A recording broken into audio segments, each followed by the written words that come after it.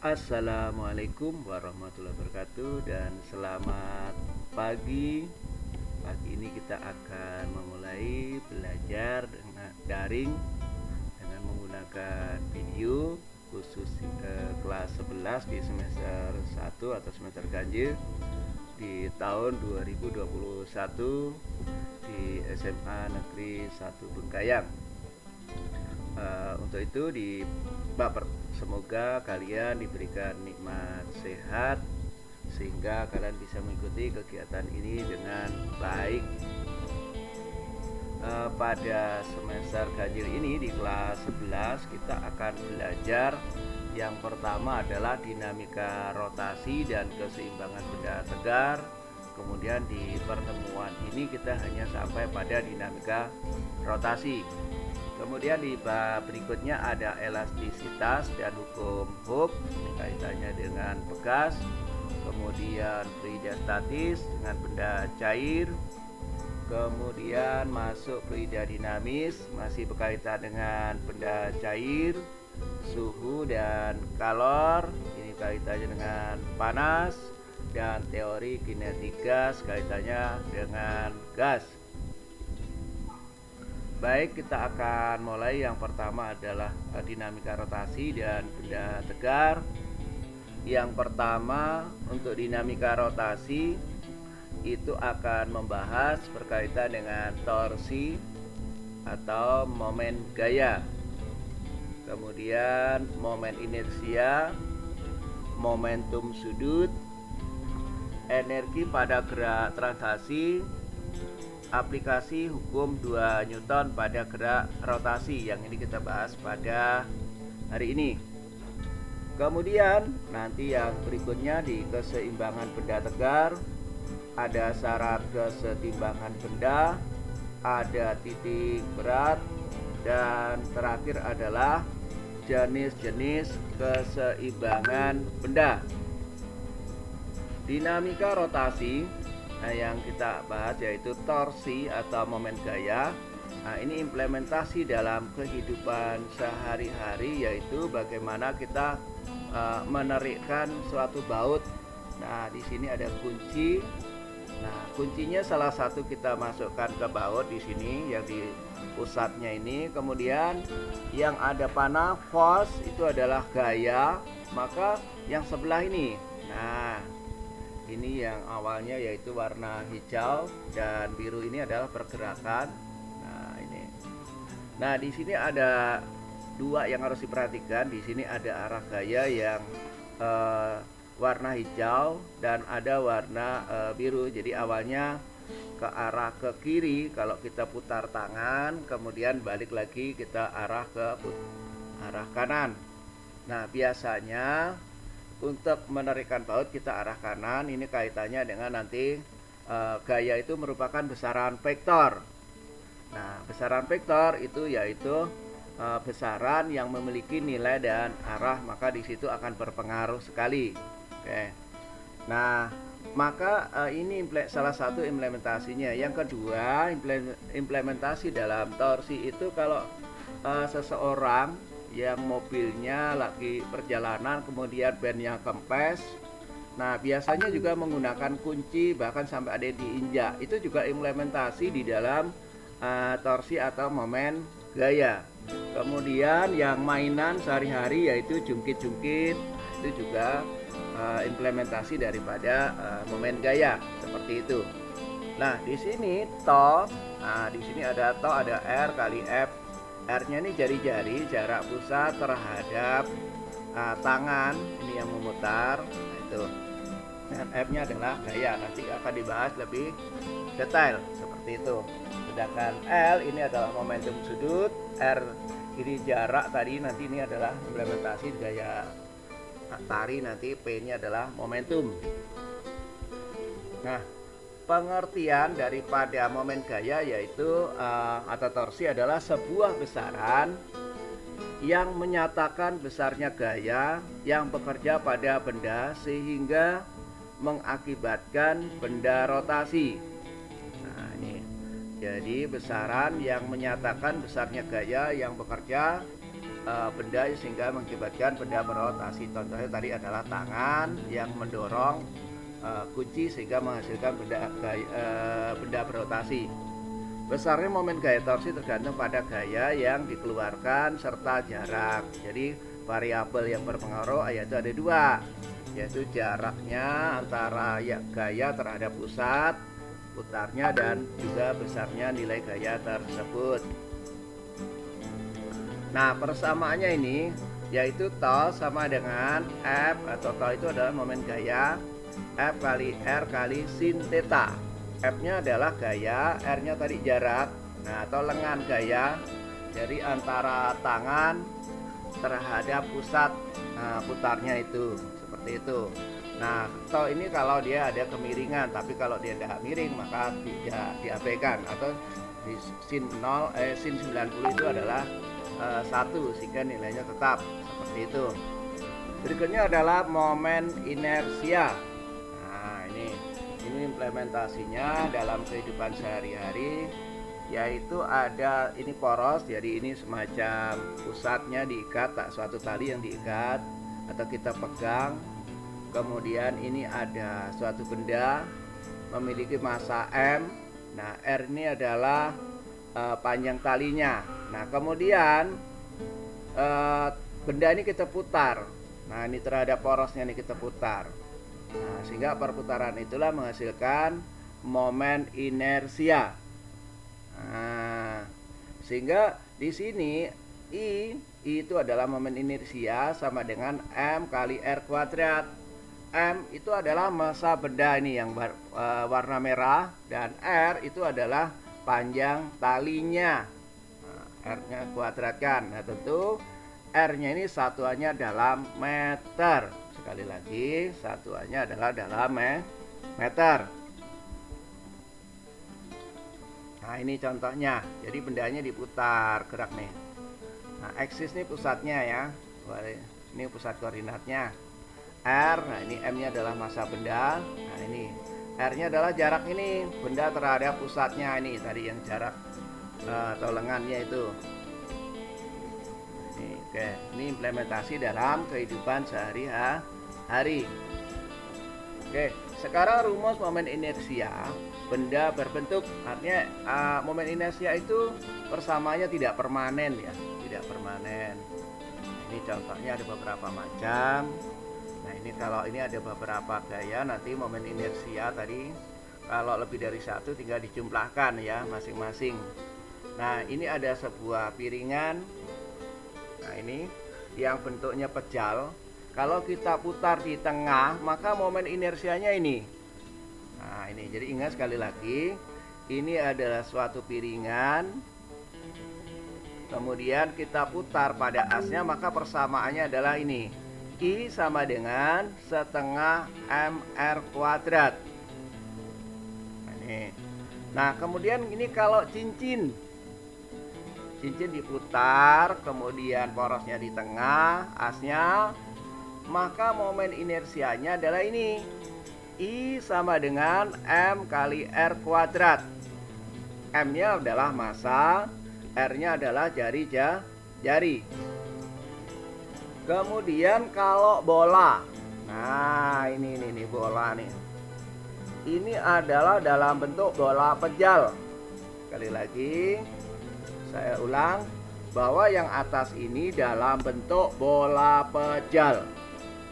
Kita putar pada porosnya, maka momen inersianya adalah I sama dengan 2/5 M kali R kuadrat.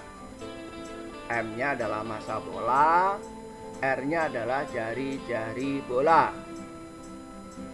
Nah, kemudian yang di bawah ini adalah bola berongga. Nah, saya beri contoh dulu. Kalau bola pejal itu contohnya adalah tolak peluru. Nah, bola tolak peluru itu, jadi isinya padat di dalam. Nah, kalau bola berongga yang bawah ini seperti bola sepak bola, bola sepak itu, kemudian bola voli, bola tenis itu di dalamnya berongga, maka dia Persamaannya adalah I sama dengan 2/3 mr kuadrat. M massa bola, R adalah jari. Nah, berikutnya ini adalah sebuah batang. Jadi batang itu ya bisa besi, bisa kayu, bisa Anda penggaris yang 30 cm itu diputar tengahnya. Ini diputar pada tengahnya ini. Maka dia menghasilkan momen inersia yaitu 1/12 ml kuadrat.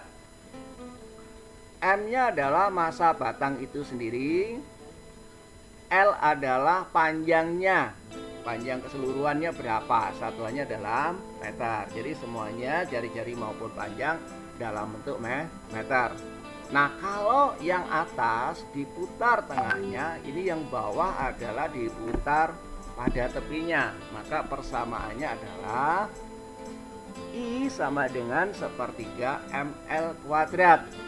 Nah, ini kalau diputar pada ujungnya ini, caranya mutar seperti ini. Maka momen inersianya adalah I sama dengan 1/3 ml kuadrat. Nah, nanti jadi di dalam implementasinya menghitung momen inersia ini sangat bermanfaat. Maka kalian harus benar-benar mengingat ini, bahkan harus mencatat, menyalin. Inilah yang sangat penting. Nah, momen inersia adalah ukuran kelembaman suatu benda untuk berotasi terhadap porosnya. Bagaimana mempertahankan dia tetap berotasi, itulah momen inersia atau kelembaman. Nah, rumus momen inersia sebuah partikel. Nah, ini partikel, jadi secara umum tadi contohnya pada, nah ini namanya partikel, disebut juga dengan partikel. Maka persamaannya ini yaitu I sama dengan mr kuadrat. Nah, M-nya adalah massa, R-nya adalah jari-jari, kemudian M-nya massa, R-nya jari. Massa dalam satuan kilogram, kemudian R-nya atau jari-jari dalam satuan meter. Berikutnya adalah berkaitan dengan latihan soal. Jadi 6 buah partikel tersusun seperti gambar. Di sini ada A, nih, kemudian ada B, ada C, ada D, dan ada E di atas, dan ada F. Seperti itu. Inersia sistem jika diputar pada sumbu Y. Jadi ini pada titik E dan F. Ini kan yang arah sumbu Y itu adalah tali antara E ke F, seperti itu. Kemudian yang tali dari A ke D itu adalah sumbu X. Maka kalau gitu, maka tali E dan F kita pegang, kemudian kita berputar. Nah, diputar. Maka yang bergerak adalah benda A, B, dan D, itu yang berputar. Sedangkan pada benda E, C, F itu berada di poros. Nah, maka kalau dia di poros, maka jarak terhadap pusatnya itu 0. Jadi khusus untuk benda E, C, F itu berada di pusat. Jadi tidak ada nilai jarak. Nanti yang memiliki jarak itu adalah pada benda A itu terhadap C itu adalah 3R. Kemudian B terhadap pusatnya yaitu berada di C, yaitu nilainya 3/2R, itu jaraknya ya. Kemudian untuk benda D itu jaraknya adalah 3R. Nah, di sini massanya adalah masih dalam bentuk variabel, yaitu M. Massa benda di titik A itu adalah 2M. Kemudian massa benda di titik B itu adalah 4M. Kemudian massa benda di titik D itu 3M. Nah, kemudian untuk yang di titik E dan F itu bisa diabaikan karena nanti nilainya 0. Kalau udah jaraknya 0, berapapun nilai massanya, maka dikalikan 0 akan 0. Maka di sini kan di titik E massanya adalah 2M dan di F itu adalah 1,5 M. Seperti itu. Nah, maka kalau diketahui tadi ini, nah ini nih MACE itu adalah 2M. Nih, MACE itu adalah 2M. Nah ini 2M, jadi ini massa benda. Kemudian MB-nya 4 MB, nah itu 4M itu. Kemudian di MF 1,5 tadi paling bawah ini. Kemudian RAD, RA, RD, RE 3R ya. Ini RA, RD dan RE ini. Jadi RA ini A ini terhadap C nih hitungnya, maka di 3R-nya. Karena nanti ini akan berputar yang ini, maka di porosnya adalah sepanjang F sampai E, termasuk melalui C.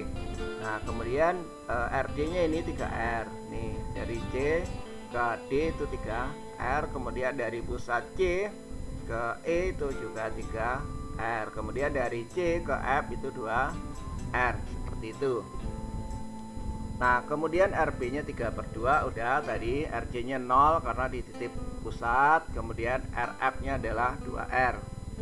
Nah untuk menghitung jumlah total, jadi untuk momen inersia sistem jika diputar pada sumbu Y, maka penyelesaiannya adalah yang ditanyakan di sini IY, jadi ini adalah momen inersia pada sumbu Y. Nah jawabnya adalah bahwa momen inersia terhadap sumbu Y itu ada 4 yang terjadi, benda yang berputar atau berpengaruh. Di sini ada MA, MP, kemudian MC dan MD. Nah itu. Nah MA sendiri inersia pada titik A atau terhadap benda A itu adalah MA kali RA kuadrat, karena momen inersia itu persamanya adalah M kali R kuadrat. Maka di titik A atau pada benda A itu adalah IA sama dengan MA kali RA kuadrat. Kemudian IB itu adalah MB kali RB kuadrat. Kemudian untuk IC yaitu MC kali RC kuadrat, dan ID yaitu MD kali RD kuadrat, yaitu MD itu massa benda D dan RD tadi adalah jarak benda terhadap pusatnya, jadi pusat putarnya tadi atau koordinatnya, atau tadi panjang tali. Nah di sini adalah MA-nya adalah 2M, kemudian RA-nya adalah 3R, maka dikuadratkan ini tetap. MB-nya adalah 4M, masih dalam bentuk variabel. RB-nya adalah 3/2R, dan kemudian MC-nya 2, RC-nya 0 karena berada di pusat putar itu, maka dia tidak memiliki jarak. Kemudian MD-nya adalah 3 dan RD-nya adalah 3R. Nah maka hasilnya adalah ini 2M, M-nya variabel, ada massa, ini masih kita pindah. Kemudian 3R kalau kita kuadratkan maka 3 kuadrat itu 9 kali 2 menjadi 18. Kemudian R-nya kita kuadratkan menjadi R kuadrat. Kemudian di sini ada 4M, 4 kali 3 itu adalah 12 bagi 2 menjadi 6. Kemudian M-nya pindah tetap R kuadrat, di sini pindah di sini, ini adalah R kuadrat. Nah di sini 0 karena bahwa 2M kali 0 kuadrat, jadi 0 kuadrat itu nilainya 0. Bilangan berapapun apabila dikalikan 0 akan hasilkan 0, maka di sini 0. Kemudian di sini 3M, 3 kali 3 itu 3 kuadrat dulu, kita hitung dulu. 3 kuadrat adalah 9. Kemudian 9 kali 3 adalah 27. M-nya kita turunkan, R-nya kuadrat tetap.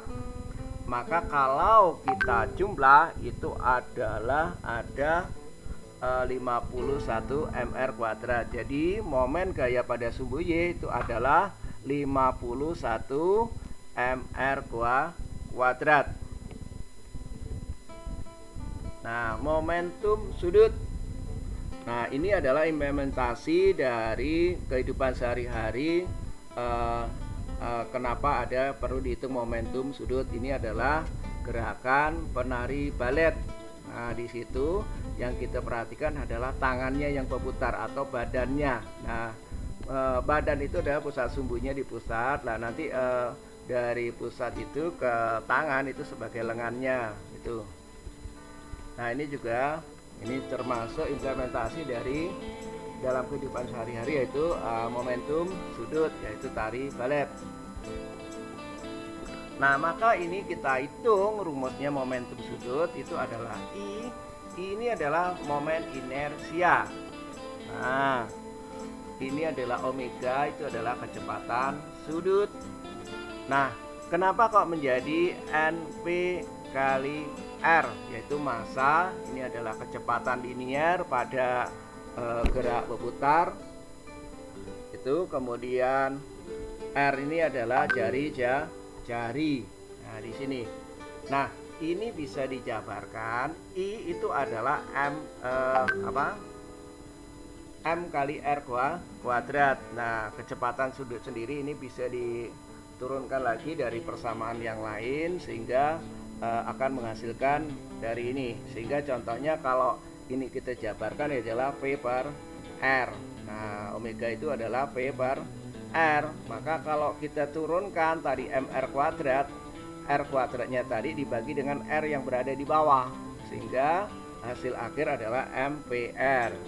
Jadi omega ini kita jabarkan lagi sama dengan P per R. Nah, sehingga kalau kita kalikan, hasil akhirnya adalah MP kali R. Seperti itu. Kemudian hukum kekekalan momentum sudut. Nah, momentum sudut itu diberi simbol dengan L. Maka bahwa hukum kekekalan momentum sudut itu adalah L1 sama dengan L2. Maka di sini I1 kali omega 1 dan I2 kali omega 2. I-nya adalah momen inersia. Omega itu adalah kecepatan sudut. Apabila tidak ada gaya dari luar yang bekerja pada benda, besar momentum sudut sebelum dan sesudahnya bernilai sama. Jadi kalau dia berputarnya secara konstan, tetap, kemudian tidak dipercepat maupun diperlambat, maka momentum sudutnya sebelum dan sesudahnya adalah nilainya sama. Nah, kemudian energi gerak translasi dan rotasi. Nah, di sini ada gerak translasinya adalah gerak maju. Jadi mobil ini menuruni suatu pada jalan yang miring atau bidang miring. Nah, maju ini adalah translasi. Nah, bergerak majunya ini, bergerak maju translasi. Kemudian rotasinya rodanya yang berputar. Nah, atau kalau Anda menggelinding, itu terjadi dua, yaitu ada gerak translasi dan gerak rotasi. Ini juga gitu, pada mobil ini ada terjadi dua gerak, yaitu energi gerak translasinya adalah maju nih, mobilnya maju, rotasinya adalah roda berputar. Nah, energi kinetik translasi ini adalah EK itu adalah energi kinetik, trannya adalah translasi. Nah, setengah MP kuadrat ini adalah persamaannya. M itu adalah massa benda total. Jadi kalau mobil maka dia semuanya dihitung berapa dia massanya, seperti itu. Nah, P kuadrat, P ini adalah kecepatan gerak maju. Kecepatan berpindahnya berapa? Ini V-nya. Nah, itu. Jadi M-nya dalam satuan kilogram dan P atau kecepatannya ini adalah dalam satuan meter per sekon. Kemudian energi kinetik rotasi. EK itu energi kinetik, rotnya ada rotasi. Ini adalah pada benda yang berputar. Nah, di sini adalah setengah, ini adalah persamaan permanen. I ini adalah momen inersia. Ini tergantung bendanya lagi. Tadi ada beberapa benda dengan nilainya beda-beda ya. Nah, seperti ini. Nah, kalau yang berotasi ini contohnya ini suatu benda yang biasa berputar gitu aja, ada bola gitu saja, maka dia mr kuadrat gitu. Nah, kalau ini adalah tadi piringan, maka momen inersianya adalah setengah mr kuadrat. Kalau ini pada cincin mr kuadrat, maka kalau ini adalah pada bola pejal 2/5 mr kuadrat, dan pada bola berunggah 2/3 mr kuadrat. Kalau pada batang diputar pada tengahnya 1/12 ml kuadrat, dan diputar pada ujungnya adalah 1/3 ml kuadrat. Maka nanti persamaan ini harus benar-benar diperhatikan. Nah, ini momen inersianya terhadap benda apa. Begitu juga ini kecepatan sudutnya, satuannya adalah radian per sekon. Nah, ini kemudian energi potensial. Contohnya suatu benda berdasarkan kedudukannya.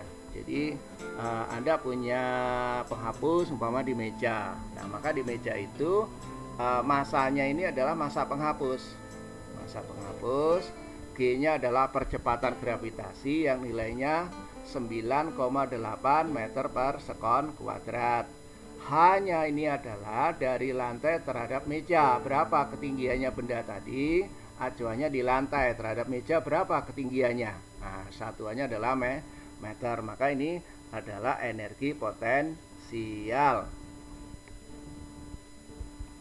Nah, kemudian energi total ini terjadi, disebut juga dengan biasanya ditulis dengan energi mekanik ya, seperti itu.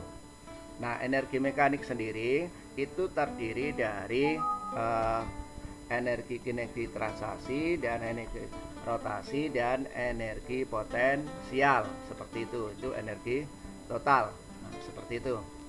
Nah, di sini kalau kita tulis ini sebenarnya ini salah ketik ya, enggak apa. E sama dengan EM, ini adalah EP ditambah EK. Nah, E sama dengan EP ditambah dengan EK. EP itu adalah energi potensial, EK itu energi kinetik. Nah, maka di sini E sama dengan EP itu energi potensial, yaitu MGH tadi, massa, kecepatan gravitasi dan ketinggian. Nah, EK sendiri terbagi ada dua, energi kinetik transaksi dan energi kinetik rotasi. Nah, energi kinetik translasi itu persamaannya adalah setengah mp kuadrat. M-nya massa benda total, P-nya adalah kecepatan bergerak majunya. Nah, kemudian di sini ada energi kinetik rotasi, yaitu setengah 1/2 I omega kuadrat. Ini yang momen inersia, dan omeganya adalah kecepatan sudut. Nah, sehingga nanti kalau diminta energi total maka harus menghitung keseluruhannya, terutama contohnya begini. Ini benda pada bidang miring nih. Nah, nanti saat mobil ini berada di atas, berapa ketinggiannya ini dari atas terhadap tanah, maka itu sebagai H. Maka massa mobilnya berapa, G-nya berapa, itu di sini akan didapatkan nilai energi potensial. Kemudian energi kinetiknya ini pergerakan maju, transaksinya, rotasinya ya, nanti cuma ini tidak bisa dilakukan karena dia harus berotasi semuanya. Kalau ini bisa menggunakan rotasi pada rodanya aja gitu. Tapi biasanya benda yang menggelinding ya yang berlaku seperti itu. Jadi energi total itu biasanya untuk benda-benda yang menggelinding pada bidang miring. Nah, kemudian aplikasi hukum 2 Newton pada gerak rotasi. Nah, kalau ini Anda lihat di sini ada katrol. Nah, katrol ini dianggap biasanya licin. Jadi licin. Nah, di sini ada benda, ada ini gaya beratnya, di sini T itu ada tegangan talinya. Maka di sini nilai katrol ini adalah pada ini nih. Jadi momen inersia pada katrol di sini. Nah, gaya berat ini adalah sebagai ini. Nah, maka M-nya adalah massa katrol, R-nya adalah jari berapa momen inersia katrolnya. Nah, kemudian di sini adalah menghitung percepatan. Percepatan benda ini bergerak jatuh. Berapa sih percepatannya? Seperti itu. Maka di sini M nanti M itu adalah massa benda, M kecil itu massa benda, M besar itu massa katrol, G-nya percepatan gravitasi. Nah, ini juga seperti ini. Maka kalau tadi hanya satu benda, ini ada dua. Kanan kiri ada M1, M2. Maka di sini momen inersia katrolnya adalah setengah mr kuadrat. Kemudian untuk percepatannya adalah M2 min M1, M1 plus M2 plus setengah M kalikan G. M kecil ini adalah massa benda dan M besar adalah massa katrol. Aplikasi hukum 2 Newton pada gerak rotasi. Nah, ini adalah benda menggelinding pada bidang miring seperti itu. Nah, ini ada mg sin theta atau biasa ditulis dengan w sin theta. Ini yang menyebabkan benda menggelinding. Nah, ini A ini adalah percepatannya. H ini adalah ketinggian dan di sini ada F kecil ini adalah gaya gesek. Jadi benda ini akan terjadi gesekan terhadap bidang miring dan ini adalah sudut kemiringan bidang. Nih. Nah, percepatan bendanya adalah ini. Maka yaitu A sama dengan G sin theta dibagi dengan 1 plus K. K-nya itu bilangan real inersia benda. Nah, nanti akan ditentukan sendiri di dalam soal. V kecepatan benda saat di dasar bidang miring berada di lantai. Kemudian kecepatan gerak benda yaitu P sama dengan akar 2GH dibagi dengan 1 plus K. Ini untuk pada bidang miring. Nah, kalian nanti ditentukan khusus. Sekian, terima kasih. Semoga bisa dipahami dan bermanfaat untuk menambah ilmu sehingga kita bisa ini juga dalam rangka untuk berbagi. Semoga kalian diberi kemudahan untuk memahami ini. Sekian, wassalamualaikum warahmatullahi wabarakatuh. Jangan lupa subscribe dan like.